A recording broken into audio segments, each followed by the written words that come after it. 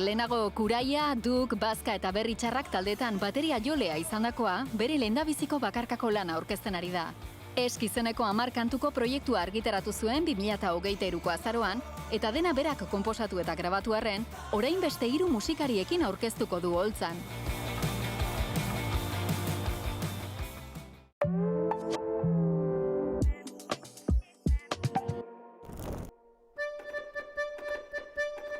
Urantzu ikuskizunean, dantza eta perkusio tradizionala ez dira ilustrazio gisa aurkezten, akordeoiaren soinuaren luzapen gisa baizik.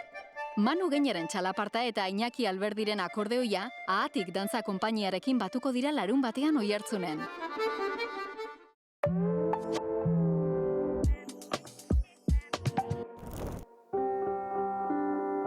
Oskar Alegria zinemagileak Oteiza 14 apostolu dokumentala sortu du EITB-ren partaidetzarekin Danok Oteiza ekimen komunitarioaren baitan. Artistaren ondare artistiko eta intelektuala zabaltzeko sortutako ekimena hau, Jorge Oteiza Fundazio Museoak aurkeztu du.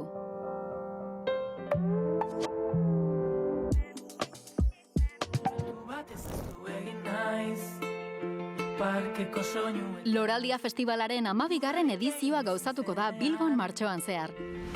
Euskal kultura garaikidearen topaguneak garai konplexu baten erdian sortzeko eta iruditeria berriak ehuntzeko konbita egiten du Baga Biga Iga Maurizia lelopean.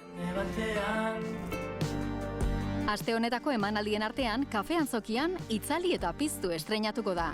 Zuzeneko musika elektronikoa eta bat-bateko bertsolaritza elkarlanean jartzen dituen ikuskizuna.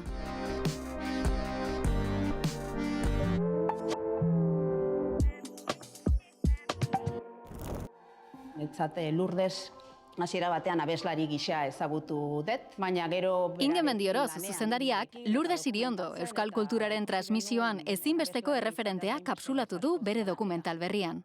Artista polifalzetikoa zen, idazten zuen, antzerkia... Lourdes Iriondo ezkera alferrik pasako filma, Errenteriako Niesen zinemetan proiektatuko da bihar arratsaldean Herri Arte Eskolak antolatutako ekitaldian.